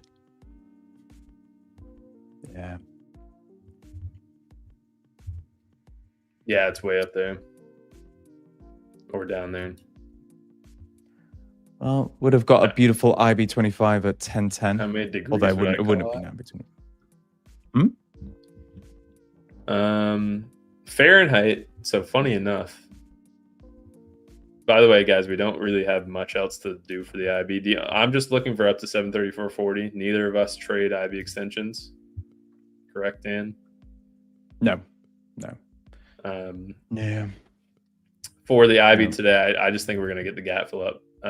For degrees that I think is hot, and what I'm going to say, Dan, you're going to laugh at, all the Norwegians and French that I talked to this weekend said that Fahrenheit makes worlds more sense than Celsius. Norwegian said From that. a scientific standpoint, it makes sense for Celsius because you know where it freezes and where it boils, but they were viewing Fahrenheit as, okay, 97 degrees is 97% hot. Is that what Fahrenheit means then? It That's means like about the. what What do you mean about? It's not exactly like an exact. It's 97% to hot because it does get over and under 100 and 0. But if it's 50 degrees, it's like 50-50 hot cold, right in the middle. If So it's 90 just to degrees, summarize, it's 90% hot, and hot is like you're out there. So to summarize them, Celsius is based on more scientific, which is what our world runs on. It runs on science, like we can breathe and all this sort of stuff because of science. And it's kind of super accurate because it's showing boiling points, freezing points, versus Fahrenheit, which is roughly around about kind of showing the amount of heat, something like that. So I think it makes more sense because like what's the jump from 23 to 25 degrees Celsius? Like It's what's not the that big of a difference jump. in hotness? It's a bit more hot. It's a bit more hot. I mean, put it in the chat, people. Come on, put it in the chat. Put it Celsius. Yeah, put it in the chat. Or Is Fahrenheit. Celsius or Fahrenheit? Put it in the makes chat sense. because we'll keep having this argument all day long. So just let the people decide. Kilometers makes way more sense, though. I will. I'll adhere to that. I agree. I'm an Kilometers makes international Brit. Worlds more I'm an sense. international Brit, so I'm not a Brit. I'm an international Brit, so kilometers all the way. Specific Agreed. reading with Fahrenheit, absolutely. Celsius for sure. Anyone that says Celsius is banned. Don't listen to him. You're legends. If you're saying Celsius, good for you. Look at this. There it's over. It's over already. It's over already.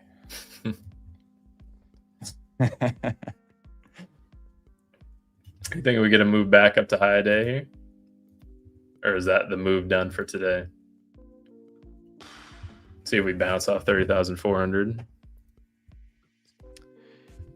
Today's not as volatile as previous days, but still, look at that move in the first 5 minutes.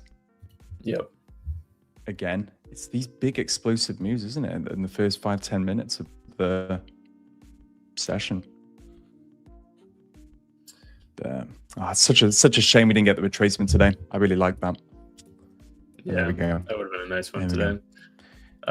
If you guys didn't know, we'll talk about this more on stream tomorrow with Andre here, because he's obviously this is his, so he's a lot more knowledgeable about it. There is now a discovery page on edgeful, so if you guys want to go and find reports that you don't typically use, you can just run a scan on pretty much anything, and it pops up with the hottest reports at the moment.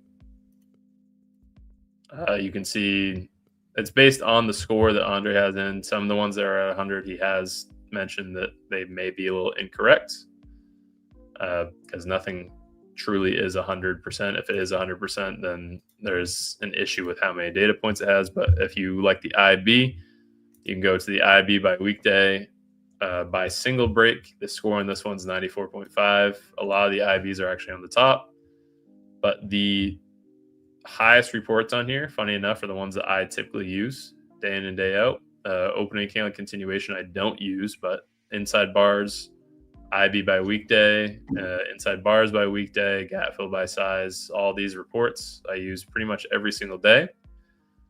If you want to discover more reports with edgeful, you want to find out more about what you can use in terms of data, you can go to your discovery page now. You can find reports that you may not have known, like what Andre always shows me on stream with gap fill by spike or outside days by spike. Opening week range, I found that on stream with Andre. He was the one that referred me to that. You can go into your discover page, just scan anything, and it pulls up all the pretty much top algo scores at the moment, ones that are performing very well in the market. And this, you can refine it to a minimum score of 50 if you want to only look at the highest of high reports, ones that are over 75. You can look at the windows, 6 month, 1 month, 1 year, and you can also change it to time frames. So Globex, Asia IB, change the ticker as well. So if you're interested, that is now out. And I think hopefully the next thing they're looking to go with is maybe packages. We talked about that a little on stream last week, but packages like what Dan uses for reports, what I use for reports, what Jacob may use for reports, James. Are those scores in Celsius or Fahrenheit? Fahrenheit. You know what? Seeing that discovery page there, it brings back memories of me when I first started using edgeful. I have memories of getting like a notepad and then looking through all the reports and making notes of the ones that had the best percentages and keeping them. But because of course data changes over time, having to manually check all the reports again and keep that's quite nice now, isn't it? That just it's literally a click of a button and you got it. Crazy how far edgeful has come, isn't it?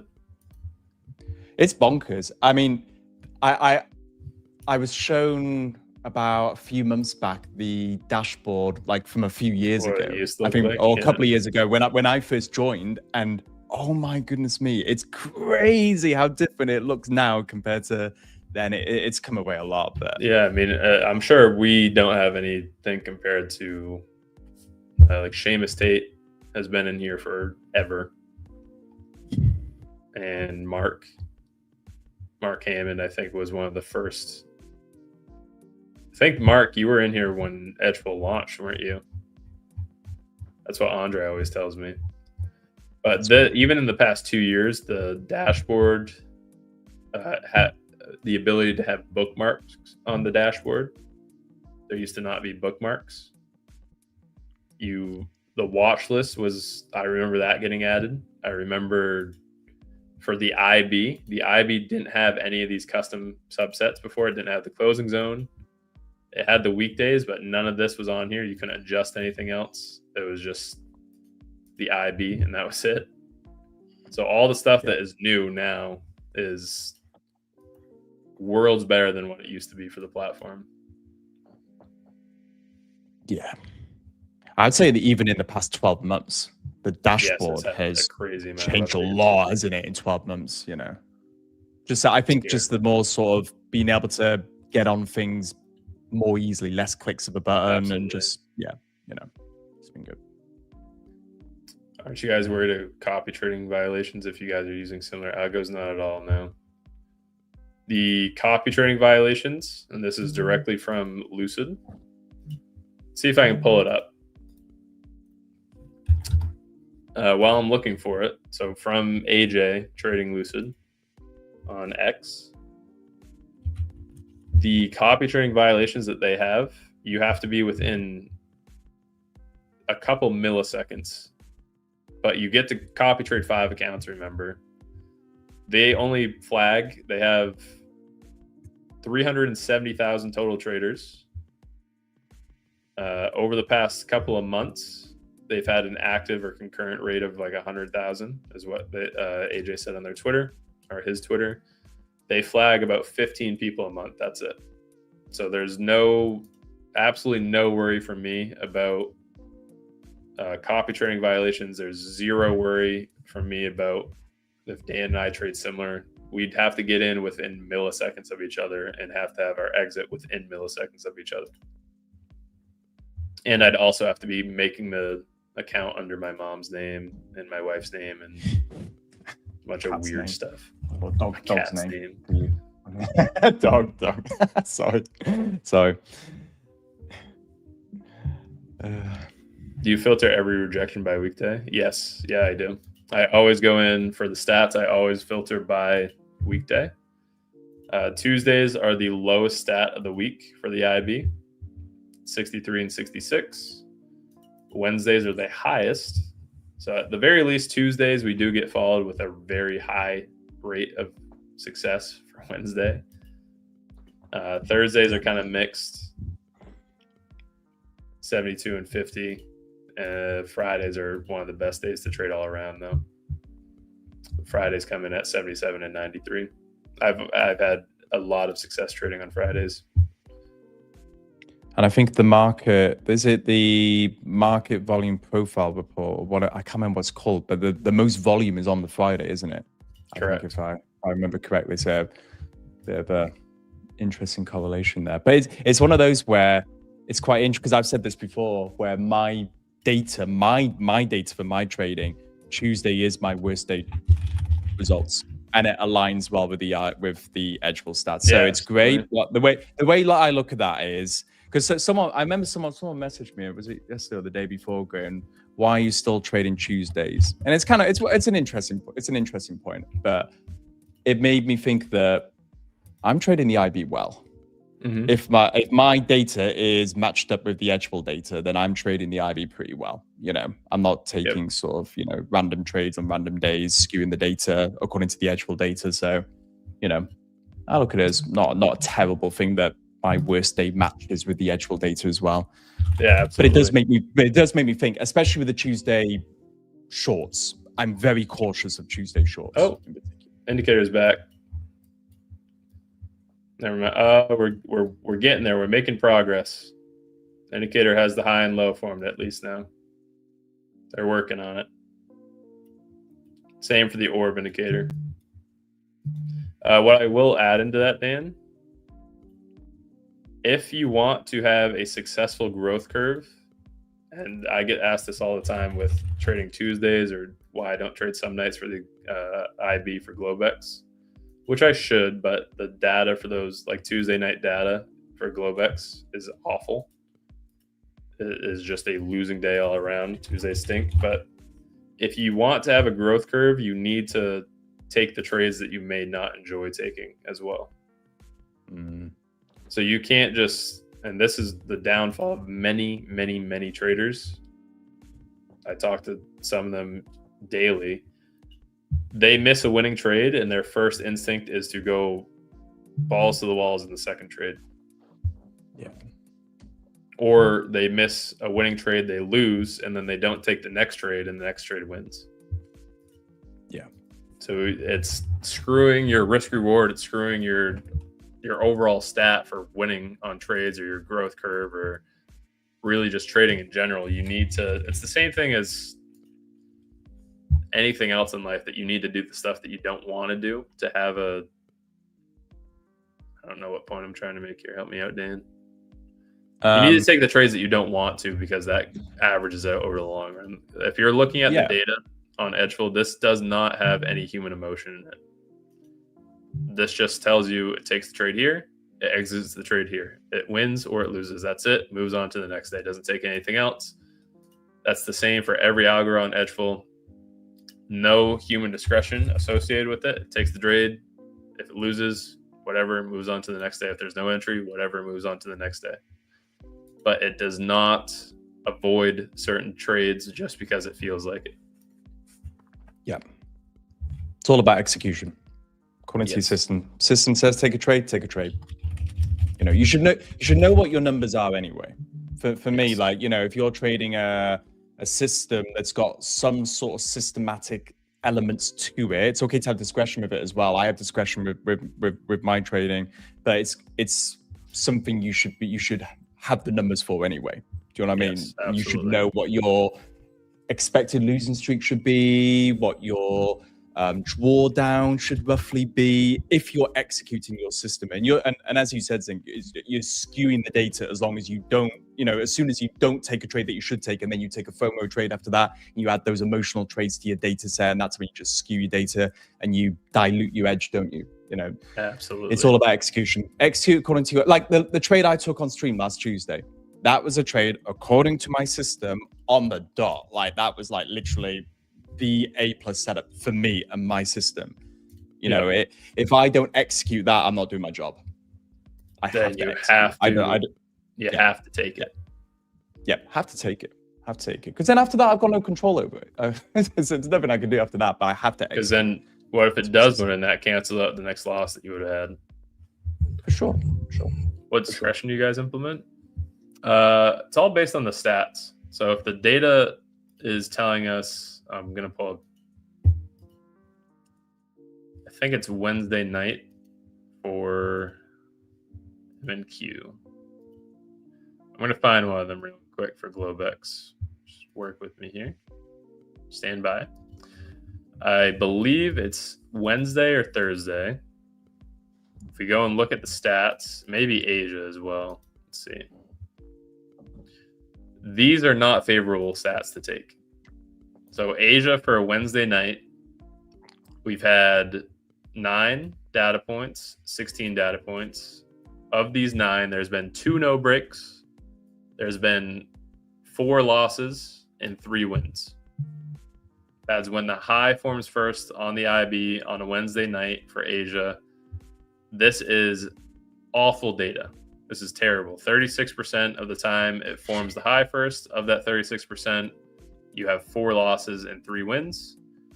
And then it's not really that much better for the low forming first. You have a 56% stat that you're going to win the trade essentially. This is discretionary, I guess, because it means that you're looking at this data and you're saying this isn't favorable in either direction. This isn't something that's going to give me an edge. I might as well go and flip a coin and ask the coin which direction I should go, up or down. So this makes 0 sense to take the data here. This is the discretionary measure, I suppose. That's about it. For me, it's a couple of things. One is VWAP, because obviously I use VWAP. If you just chuck me back on screen for a second. Yep, sorry about that. I was answering Andre messages in the... So it's one of those where for me, my discretion just comes from looking at the VWAP and seeing if it's flat, if it's sloping. The slope for me is important. Like today, the slope was really good. So for me, you know, that you can't, there's, you know, I know people have asked before for edgeful data on VWAP, but it's so difficult probably to get data on VWAP because it is very discretionary. So for me, it's just the VWAP, how many candles closing above and below. I've had traders ask me before, well, how many candles do you count for above and below before you decide whether to take a trade or not? I don't have an answer for that. You know, it's kind of just discretion there. And then for me as well, it's the Mag 7 stocks as well. For me, that's just a bit of discretion I look at.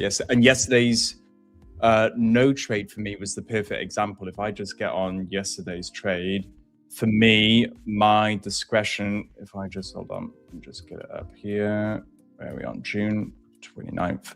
And if we look here at yesterday's trade, it's going to come up. This is UAE internet. Here we go, right here, in action, live on stream. Right, here we go. So that was a trade I was looking at yesterday. The short here, the gap was just filled.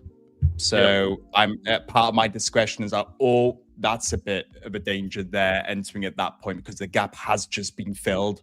I'm expecting a bit of a bounce higher from that. And then secondly as well, this screenshot here of the Mag 7 I took just before the proposed entry I was looking at.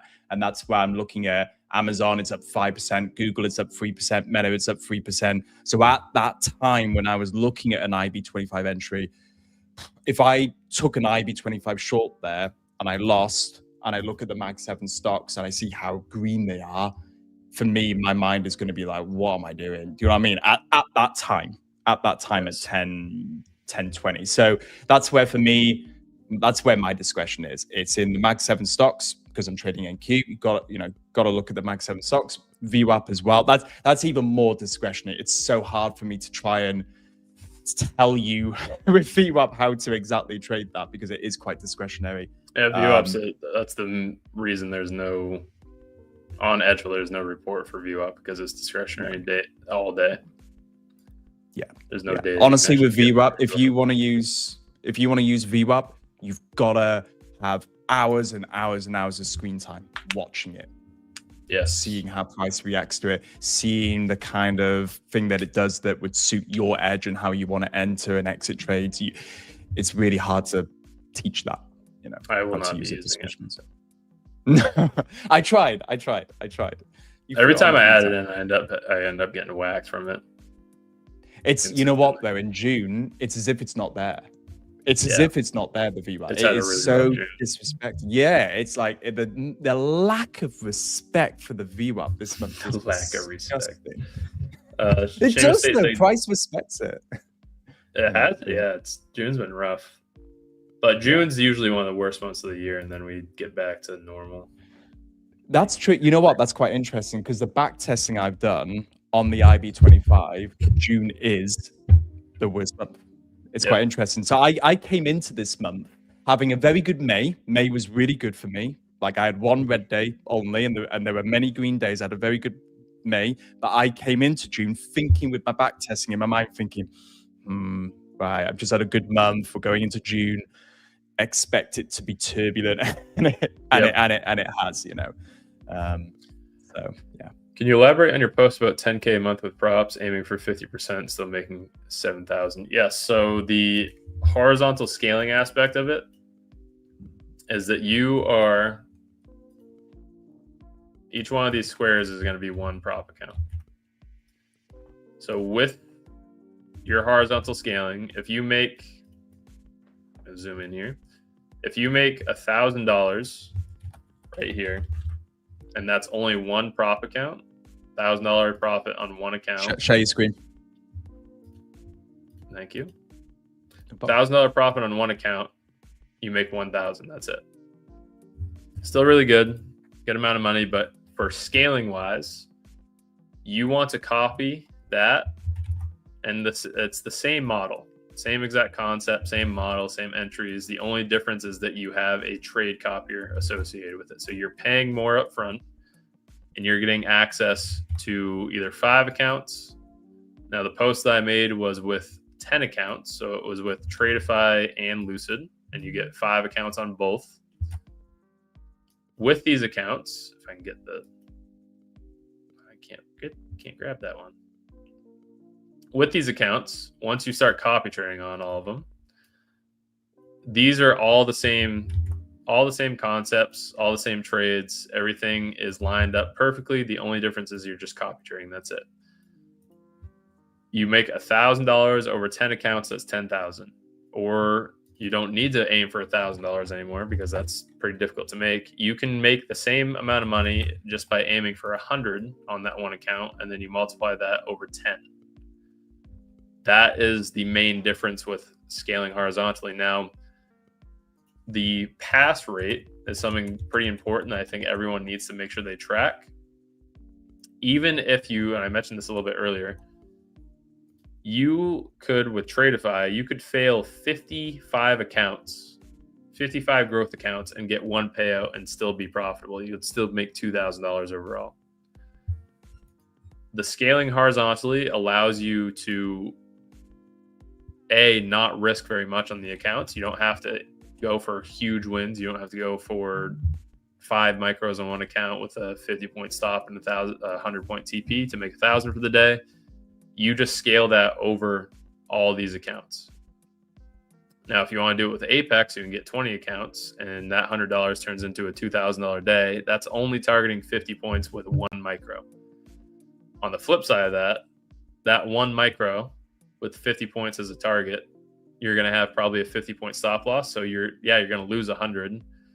I wouldn't look at that as losing 2,000 in the day. You still have 20 of those trades you can lose before you lose the account. So it's very slow doing it this way, but the benefit is that you're multiplying how many accounts you're trading on. So if you're doing this on 30 different accounts, $100 a day, you're making 3,000. You need to do that 25 times, 30 times. So like a month and a half worth of trading, and you'll be able to take a max payout on all 30 accounts, which comes out to be like $50,000. It's easier said than done. You need to be able to consistently trade for the month. And then when you get a rough patch like what we had for June, you need to be able to walk away and not trade that and blow all your progress that you've made, which that's the hardest part about it. But even if you blow, so if you're trying to copy trade 10 accounts, even if you go and blow 4 sets of that, so you have a 25% pass rate, you blow 3 sets, but you pass the 4th one, or you blow 4 and you pass the 5th one for 20%. You getting in 1 payout on that 5th one, you're still going to be able to make $7,000 for the month. So that was the point of that post. Is that you Scaling don't, horizontally. For prop firms, the thing that you do not need to be paying attention to, you should not be paying attention to, is the max payout per account. There's no reason to go and look at that. Absolutely no reason. You look at how many accounts you can trade. You want to find the accounts that don't have a minimum profit day requirement, as I'm sure you've had your own run-in with those, Dan. Yeah, top step. Did you take the view up on this? No, Sorry, I'm done for the day. Yeah, I'm done for the day. Yeah, got a break. But it's you know, if you're happy to carry on trading, and you know, if you're trading VWAP, then you know, yeah, of course. But no, I didn't say this. Report that you guys could use for this is the IBY retracement.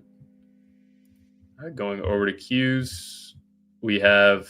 I'm going to refine it all the way down to a breakout on a Tuesday. So we did break to the upside. We have a 72% stat that we retraced to 20%, which is already broken. And then our next one at 30%, which we already hit, that only happens 45% of the time. So this should probably not pivot any lower than this. I will add in for this stat, this does not say that it's going back to the IB high though. This just says what the stats are for hitting these levels on the downside. So we have a 45% stat. We've hit it 5 times of the 11 breakouts we've had on a Tuesday. We've hit the 30% retracement 5 times. This does not mean that it's going to go back up. Top Step just launched a 25K account. Did they really? Did they? I don't know. I have news of that. Ah. Is that new? Is that new news? New news? Yeah, it should be. Yeah, they said they were going to. It's not a massive secret. It's just a case of when they were going to do it. Because I think they've been announcing for a while they were going to do it. Top Step 25K. 25K static with $75 fee. $75. $1,000 static drawdown. Your max loss limit stays locked at 24,000. No trailing, no moving goalposts. So even if you make 1,000, you still stay static at 24. That's pretty good. But then what's the?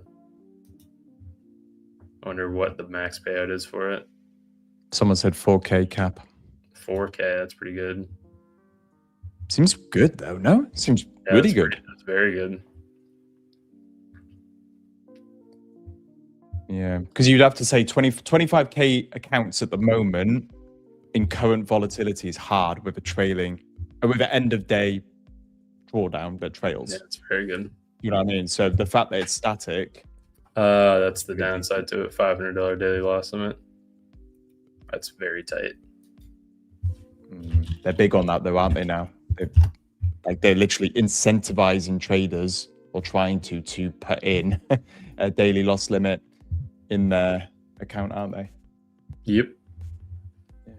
Doesn't look like you can go and buy it yet. It's not on their website, but a new limited release. Yeah, look at that perfect VWAP bounce. Oh. Daily loss limit 500. Payout cap 4,000, but that's with consistency and the daily loss limit. Oh, never mind. Static. We have the one that's 5 $150 days. I still have I have a static drawdown account myself. I've had the account for I'm just building it up bit by bit with the futures desk. I still have an account. They're a Top Step company now, but I bought that account with them a while back. But their static drawdown. I don't know if you can still buy futures desk accounts anymore, but their account was awesome with the static drawdown, like 2,000 static. Does not move on a 50K account, but the profit target is bigger or it was anyway, on the futures desk ones. All right, well, we are at 11. That is it for the stream today, everyone. Static over end of day always. You have to hit 2,000 for it to be static. Never lose the account, Dan. Best accounts. If I lose that futures like I am $3,000 in profit on that futures desk account. So I have $5,000 worth of drawdown. If I blow that account, then yeah, that would be a travesty. So I think that because they've got on their website for futures desk, you can actually request, because when you pass the eval, they ask you then for the funded account to do like a funded account before they then move you to live. But they say you can request to go to live if you've shown excellent skill. I've traded that account for a while. I think I've shown excellent skill with that account. So I'm going to ask them anyway if I can go straight to live. But we'll see with that one. 2K, to pass the account, 2K profit target is kind of tricky. Oh, no, a 25K account. Ah, is it? Okay. Yeah. Okay, that's the swap. Yeah. With a $500 daily loss limit. I was just about to say that. Yeah. That's tight. That's very tight. Yeah. For $79 as well. Like, do you remember like the Top Step combines that used to cost $49? I had some at $4.50 when they used to do those fire drills. No. $4. Remember those? All right, guys. Well, that will do it for the stream today. Nothing else from me. Any closing remarks, Dan? No, me neither. Just a case of if you're having a struggling month in June, it's over. Today is June is done after today. So yes. New month tomorrow, new quarter, new quarter, right? Yep, quarter 3 starts tomorrow. Yeah, so so fresh start tomorrow for a new month and a new quarter. So keep We hanging will there. see you guys later. See you guys.